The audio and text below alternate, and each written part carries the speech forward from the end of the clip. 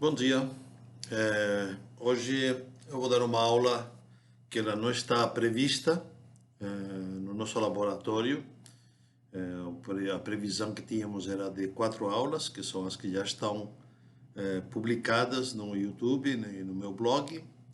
Mas eu queria ainda dar uma aula, vamos chamar ela de eletiva ou optativa, porque eu queria tentar mostrar para vocês, eu acho que um ponto interessante, o novo estatuto da história, né, ou de que maneira a história se reencontra com a narrativa e com a retórica, e até que ponto a história própria do século XX, construída pela Escola dos Análises, já está mais ou menos nos seus estertores, já deu o que tinha que dar. Coisa que muitos historiadores ainda não aceitam, não gostam. É uma discussão que está em andamento e que me parece que é importante de ser construída, e por isso que eu estou dando essa aula, porque todas essas aulas que eu dei até agora com relação à retórica, em parte estão embasadas, ou têm como fundamento precisamente este ponto de vista que eu vou tentar agora explicitar para vocês, né? Como eu dizia, vou falar agora primeiro vamos chamar assim, de uma história moderna, né? Moderna nesse sentido do século XX, e uma história pós-moderna, que é como se denomina a história que estamos vivendo, né? Para a falta de um nome, né? Se dá esse nome, mas o que importa é que tipo de história, que é o que eu vou falar, não me importa o nome, né? Então vou falar sobre essas relações entre um tipo de história e outro, né? E depois, numa segunda aula, vou falar sobre o estatuto da narrativa e as diferenças entre história e literatura. Como disse, né, a história do século XX está muito marcada pela Escola dos Análises, pela história de cunho marxista, ou pela história de cunho economicista, ou a história, vamos chamar assim, como sistema, uma história sistemática, né? Quais seriam as características, né, dessa teoria de história, dessa forma de enxergar a história, que, como digo, já não é mais dominante, me parece, embora, porque foi uma história muito bem construída, uma história muito bem escrita, uma história muito bem trabalhada, se mantém firme e já, vamos chamar assim, passou para a história esse tipo de história. Nos dois sentidos. Já está antiga e, ao mesmo tempo, tem o seu lugar histórico na teoria da história. A primeira característica, né, é que os fatos e os documentos têm de ser submetidos a uma crítica e a um método, né? Talvez essa seria uma os principais aspectos metodológicos introduzidos pela Escola dos Análises, né? O fato não fala por si, o documento não fala por si, não é qualquer fato que é fato histórico, não é qualquer documento que é relevante, é preciso um trabalho, que é o trabalho do historiador, de análise, de crítica sistemática e metodológica, né? Depois, a segunda característica é que o método deve levar-nos a encontrar as estruturas, as regularidades, as leis que estão na base dos acontecimentos, né?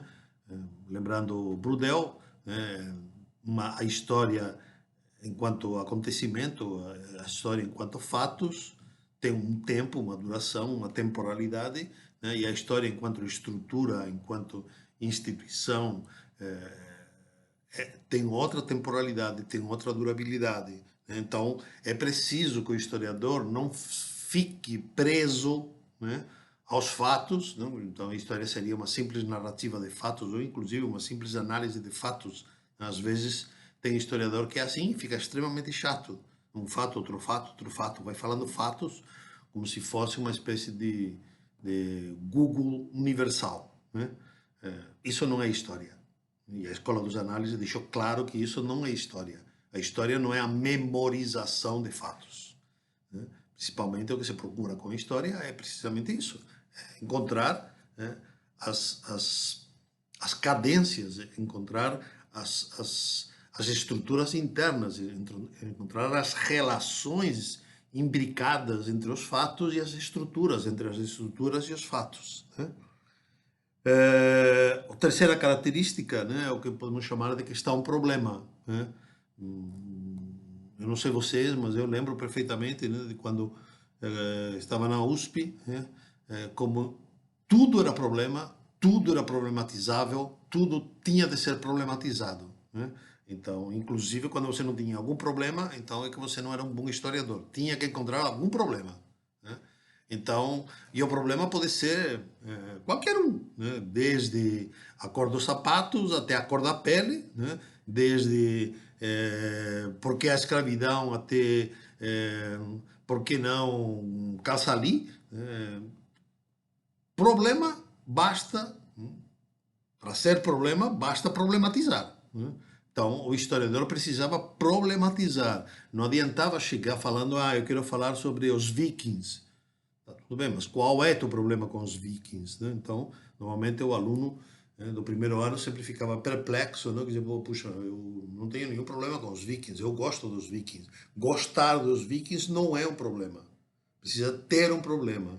Então, a gente, né, como o ofício do historiador seria, então, descobrir os problemas que problematizam os fatos para que a gente possa fazer história. Entendo perfeitamente que estou colocando a coisa num tom irônico, né? Mas é séria a situação. Será mesmo que tudo é problematizável? Será mesmo que tudo é problema? De fato, foram anos e anos, décadas, né, de ficar encontrando problemas. Perfeito. Isso foi um avanço, né? Mas nem tudo é problema. A vida não é problema. Já falei para vocês muitas vezes, a vida é um drama, é outra forma de pensar, né? E se é um drama, precisa ser vivido, e então tem vezes que não há solução, e tem vezes que é simplesmente que não há problema, o único que há é a vida, como ela é, difícil de ser vivida, difícil de ser suportada às vezes, hoje e sempre, lá para trás também. E a questão então talvez seja muito mais descrever do que analisar. Já estou entrando agora, né, na história pós-moderna. Vou voltar para o que estava comentando.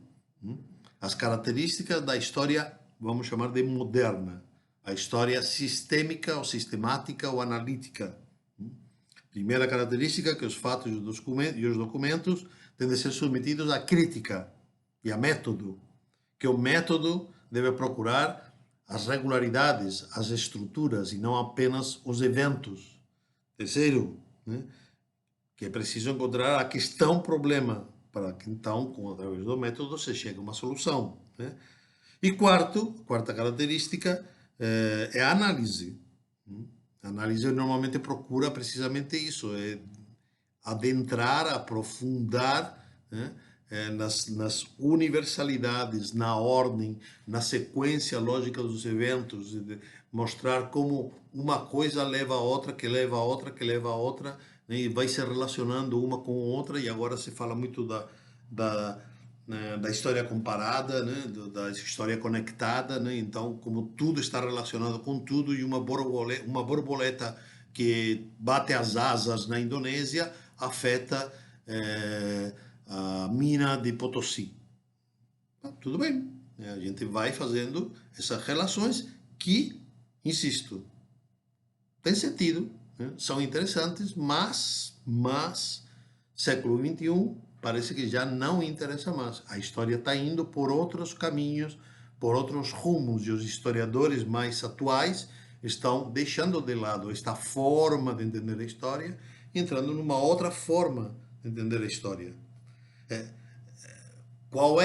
ou quais são as categorias que estão aqui em jogo e que estão sendo contestadas, né, pela história pós-moderna?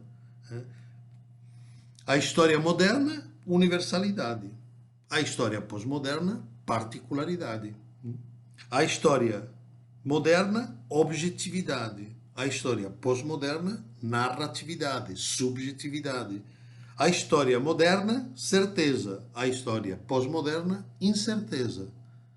Agora, a questão é, por que não pode ser assim? Porque não se pode defender a hipótese de que a história é uma narração, que pelo fato de ser uma narração é subjetiva, que pelo fato de ser subjetiva ela não é imparcial nem neutra,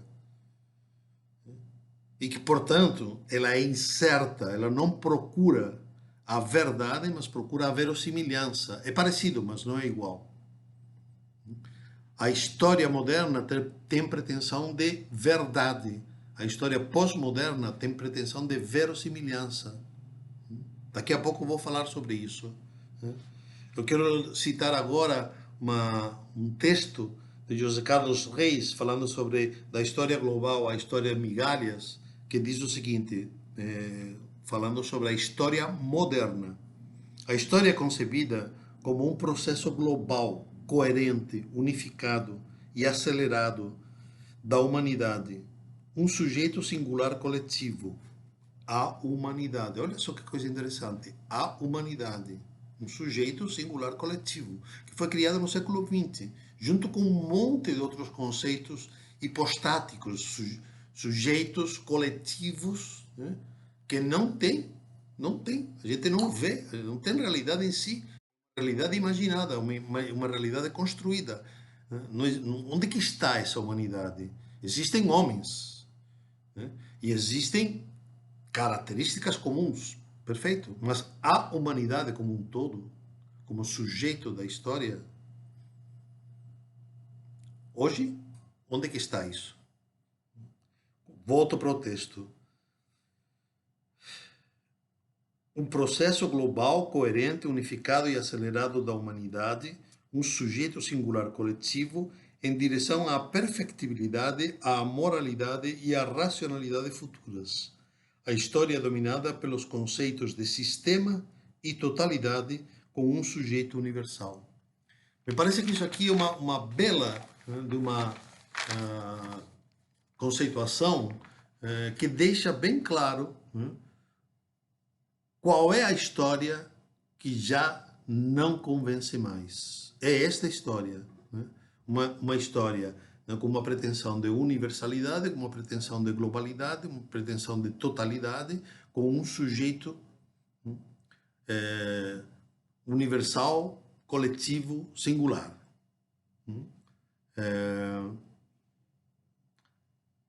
Que outro tipo de história temos pela frente? A história pós-moderna. A história pós-moderna vai contra ou estabelece a crítica do paradigma moderno da história.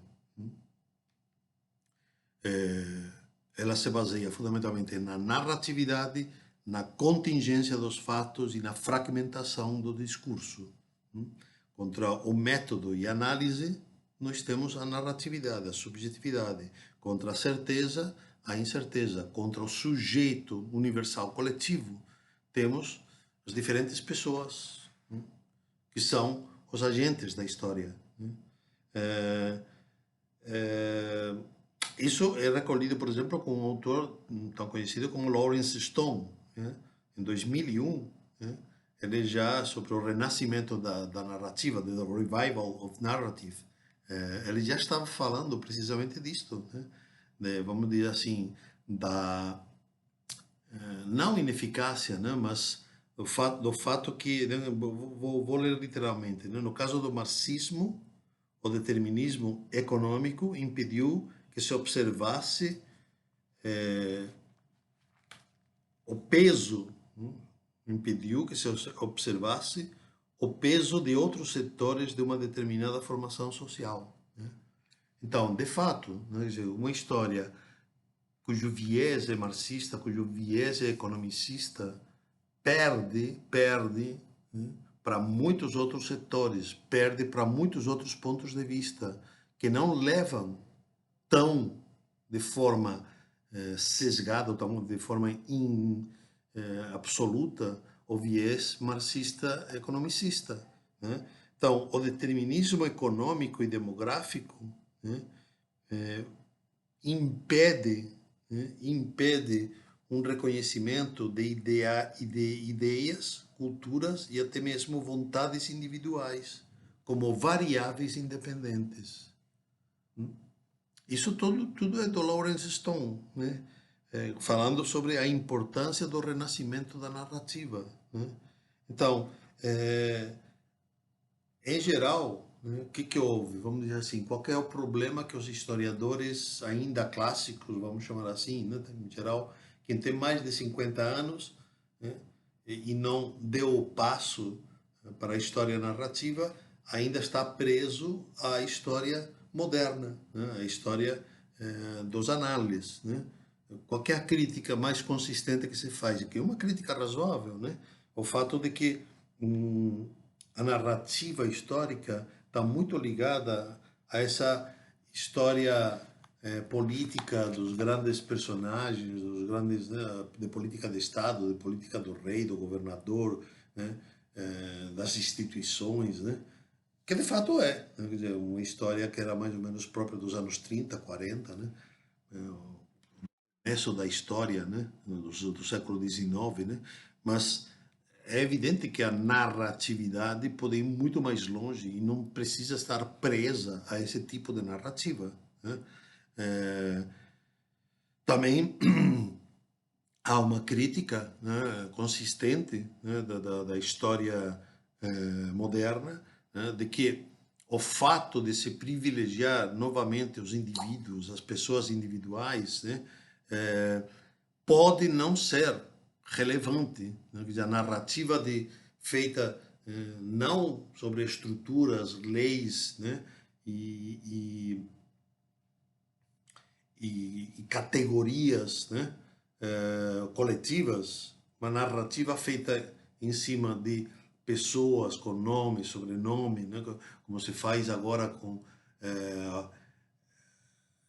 ficar falando, por exemplo, de todos os membros da audiência real, todos os ouvidores, né? A prosografia deles, né? Então, quem são, quem são seus pais, de onde é que eles vieram, onde é que eles estudaram, qual foi o tipo de vida, qual foi o casamento, quais foram os filhos, quer dizer, você procura entender todo o contexto individual da pessoa para entender toda a sua atuação individual dentro do contexto político, né? Então, isso é uma forma nova, né, de procurar entender a história, né? É, e isto se faz normalmente por meio da narrativa, né? É uma história pós-moderna, em oposição a uma história moderna anterior? Sim, né? É uma história pós-moderna. É uma história que dá mais voltas, né? Que não é uma história linear, que muitas vezes é uma história fragmentada, que outras vezes é uma história incerta, ou seja, o historiador pós-moderno muitas vezes narra a partir de umas bases frágeis, a partir de umas bases vulneráveis, a partir de umas bases em que muitas vezes o que ele pode expor como texto são suas suposições, suas hipóteses, muitas vezes não consistentemente comprovadas, porque não há muitas vezes capacidade de consistência, porque a questão muitas vezes também não está na quantidade, né? A história pós-moderna, para a história pós-moderna, o que importa não são séries, né? Como a história dos anos 60, dos anos 70, né? Séries e mais séries e mais séries de dados, dados econômicos, dados sociológicos, dados demográficos, né? Isso não tem tanta importância para a história pós-moderna, né? Não é isso que se entende como o miolo, né? Como o coração da história. Muitas vezes, uma andorinha só faz verão, né? A gente fala normalmente que uma andorinha só não faz verão, né? Pelo menos é um antigo mote, né? Da Europa, não sei aqui se esse mote existe mesmo, né? Mas o fato é que uma pessoa isolada pode ser mesmo um, um, um objeto de estudo histórico, né? Como vocês conhecem, quer dizer, eu trabalho principalmente a consciência dos juízes, a consciência do juiz, né? Quer dizer, e isto é um objeto histórico, né? Embora muitos colegas e muitos historiadores tenham contestado que isso aqui possa ter sido, possa ter o nível, o status de um objeto histórico, mas eu não tenho nenhuma dúvida, né? E o que eu percebo é que na Europa e mesmo nos Estados Unidos, isto aqui vai sendo cada vez mais estudado, né? Por quê? Porque, de fato, a história avança, mas avança de uma forma que nem sempre ainda tem é, o controle de para onde é que vai avançar, né? Então, a pós-modernidade, com o seu grau de incerteza, de vulnerabilidade, de fragilidade, né? De inconsistência, está levando a história para esses caminhos. Agora, isto não significa que a história seja desqualificada. Pelo contrário, significa que a história é feita pelos historiadores e os historiadores estão filiados ao seu próprio tempo histórico. E é bom que seja assim. Então, essa é a primeira parte que eu queria falar nesta aula. Agora fazemos aqui um break, né, para não ficar cansativo, e depois vou falar uma outra aula sobre o status da narrativa, né, e a diferença entre história e literatura.